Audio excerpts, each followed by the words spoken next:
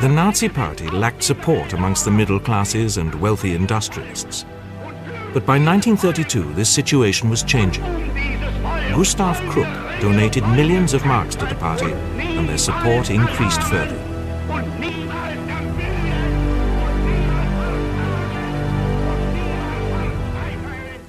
In 1932, Franz von Papen was appointed as Chancellor. He immediately scheduled elections, which spiraled into street fighting between the Nazis and the Communists. No party gained a majority. Further elections called in that year saw the Nazis become the largest party in the Reichstag, but without an overall majority.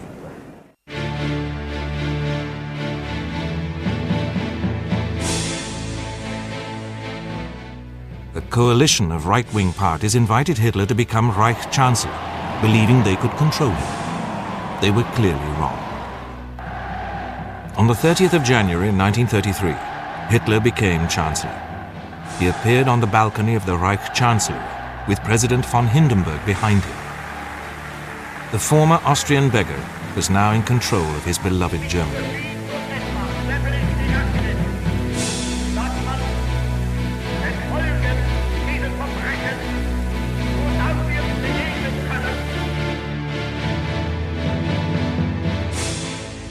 Hitler immediately set about consolidating his power.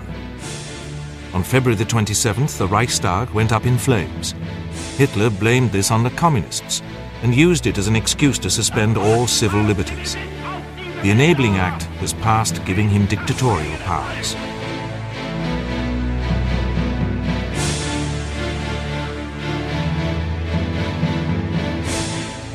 Political opponents and dissenters were arrested and sent to newly built concentration camps at Oranienburg and Dachau.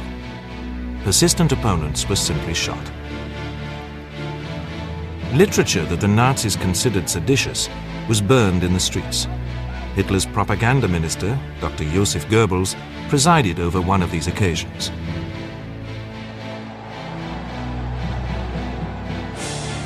However, Hitler's grip on power was not yet safe.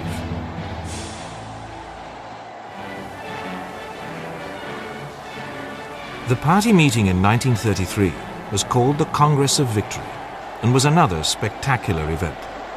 Hitler once again used his powerful oratory to inspire the crowd. Wollen wir ringen und wollen wir kämpfen und niemals erlahmen und niemals ermüden und niemals verzagen und niemals verzweifeln.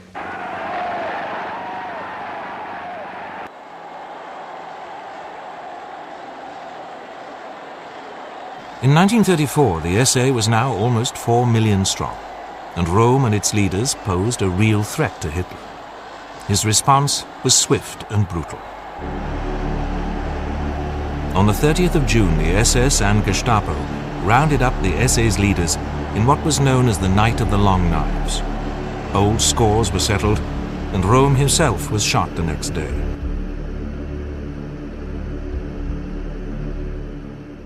With the threat of the SA neutralized, Hitler's grip on power was complete. 2 days later, the SS, commanded by Heinrich Himmler, was granted the status of independent organization. This freed them to set about the tasks of eliminating all opposition to the Nazis. The road to power was complete. The road to war was just beginning. Propaganda was a powerful weapon for the Nazis. Triumph of the Will was a film of the party rally in 1934. This showed a strong and positive image of the Nazis to the world, and Hitler was portrayed as a Wagnerian hero. The film won many awards internationally and would be the most powerful piece of propaganda of the Nazi era.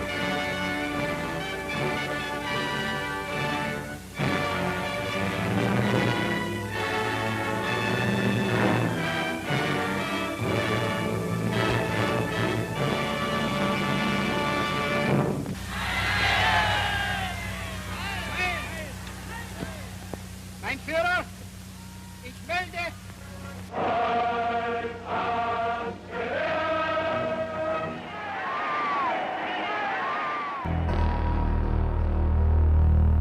This, however, masked the true intent of the Nazis, the persecution of the Jews.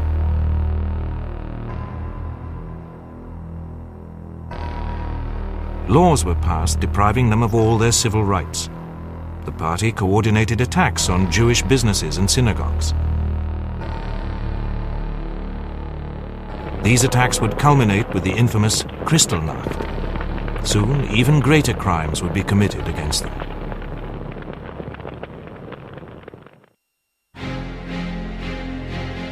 In August 1934, President von Hindenburg died.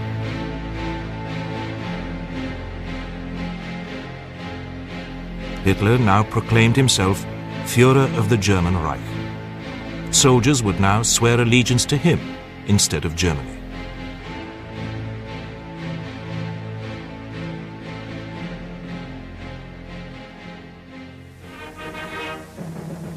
His expansionist ambitions would require a powerful military machine, something that the Treaty of Versailles did not allow the Germans.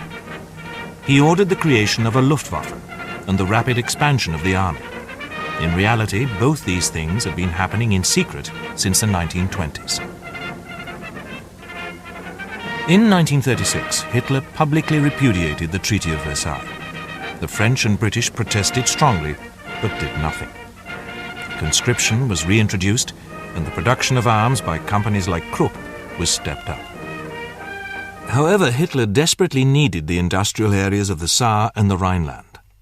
These were the very heart of German industrial production, but the Treaty of Versailles had made them into demilitarized zones. He regained the Saar by simple plebiscite in 1935.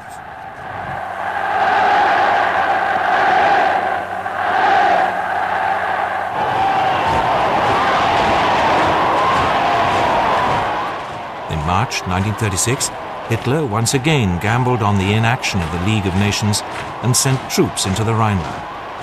Once again, his gamble paid off. Once the Rhineland was regained, rearmament increased at a staggering pace. Diplomatically, the Germans still tried to convince the world of their desire for peace.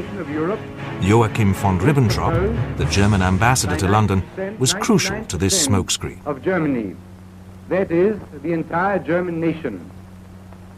A nation which, once and for all, has restored its sovereignty and which will never allow this sovereignty to be discussed again, but also a nation which wants nothing but freedom, equality and peace. Germany is convinced that also the British people, as well as the French people, want this new peace in Europe, based on a spirit of conciliation among equal sovereign powers. But as the Germans spoke peace, preparations for war continued.